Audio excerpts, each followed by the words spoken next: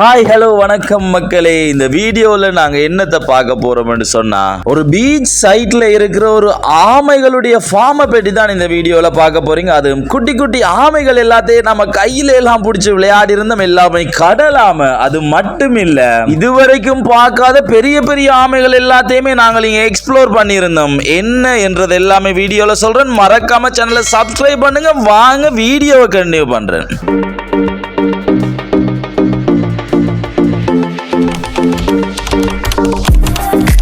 நம்ம ரீசெண்டா கொழும்பு தாண்டி பாணந்துறையில ஒரு அழகான பீச் சைடு ஒன்றுக்கு போயிருந்தோம். இந்த பீச் சைட பாத்தீங்கன்னு சொன்னா உண்மையிலேயே ஒரு ரிலாக்ஸிங்கான ஒரு டைம் எங்களுக்கு இருந்தது. அது மட்டும் இல்ல, நாங்க இங்க வந்ததுக்கான மெயின் விஷயமே என்னன்னு சொன்னா, இந்த பீச் ஒரு கடல் ஆமையோட ஃபார்மாவே இருந்துச்சு. இங்க பாத்தீங்கன்னு சொன்னா கடல் ஆமைகளுடைய முட்டைகள் எல்லாமே இங்க சேகரிச்சு வச்சிருக்காங்க.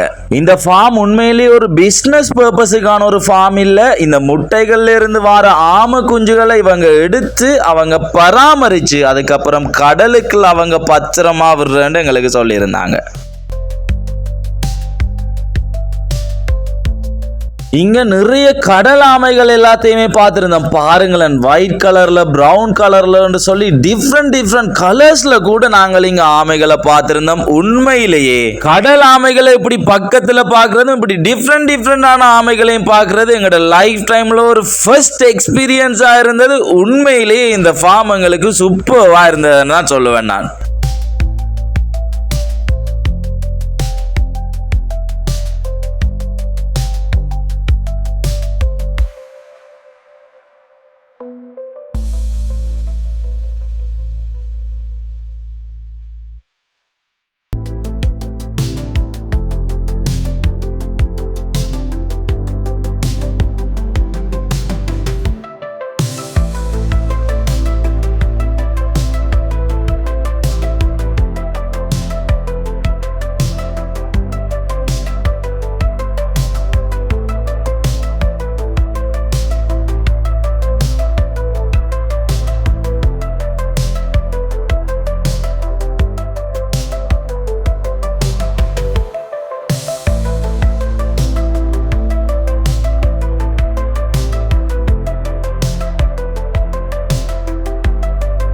இங்க அவங்க இன்குபேட்டர்ல வச்சிருந்த அந்த முட்டைகள்ல இருந்து வர ஆமை குட்டிகள் எல்லாமே கொண்டு வந்து இந்த தொட்டியில முதல் ஒரு 1 வீக்குக்கு வச்சிருப்பாங்களாம். அதுக்கு பிறகுதான் இந்த ஆமை குட்டிகள் எல்லாத்தையுமே எடுத்து கடல்ல விடுறேன்னு சொல்லி இருந்தாங்க. இந்த சின்ன கடல் ஆமை குட்டிகளை எடுத்து நம்ம கையில வச்சிருக்கும் போது அது உண்மையிலேயே வேற லெவலான ஒரு ஃபீலிங்கா இருந்துச்சுங்க.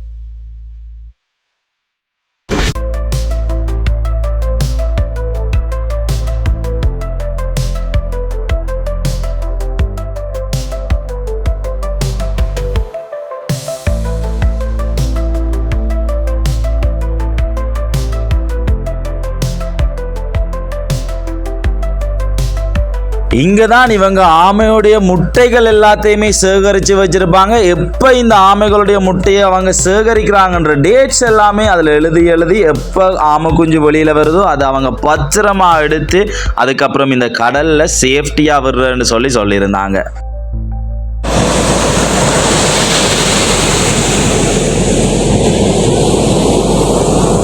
உண்மையிலேயே ஒரு ஈவினிங் டைம்ல அந்த கடல் கரையில நின்று அந்த கடலோட அலை சத்தத்தை கேட்டுட்டு அந்த ஒரு ஃபீலிங் அது உண்மையிலேயே நல்லாவே இருந்துச்சுதுங்க.